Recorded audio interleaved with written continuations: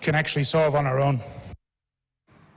Baraza la Kitaifa la Makanisa nchini Kenya NCCK limeadhimisha miaka 13 tangu kuanzishwa kwake kwa ibada ya pamoja makanisa iliyofanyika Mtwapa, kaunti ya Kilifi. Viongozi wa kidini walisema NCCK imekuwa na mchango mkubwa katika kuimarisha umoja wa makanisa, kukuza amani, kutoa msaada kwa jamii, kusaidia elimu na kutoa huduma wakati wa majanga.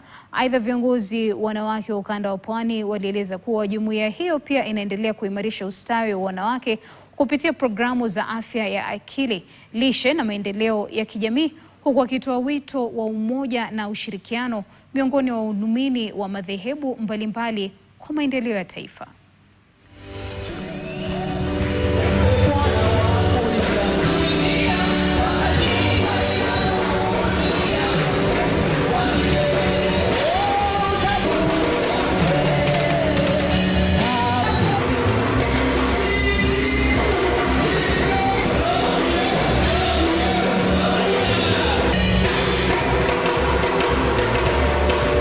Leo tuko na ibada ya jumuiya ambayo makanisa karibu 6-7 yamekutana hapa ili tukaweze kusherehekea na kushukuru Mungu pamoja kwa sababu ya yale makuu ambayo ameyatenda kwa miaka hii. Ni sherehe ya kumbukumbu na pia ni sherehe ya kufurahia na pia ni sherehe ya mwito ya kwamba tuungane pamoja in different regions, in different beliefs ili tuweze kumtukuza huyu Mungu na bado pia kulinda nchi yetu ya Kenya. Tunasherehekea miaka 113 na katika miaka hii tumefanya mambo makubwa.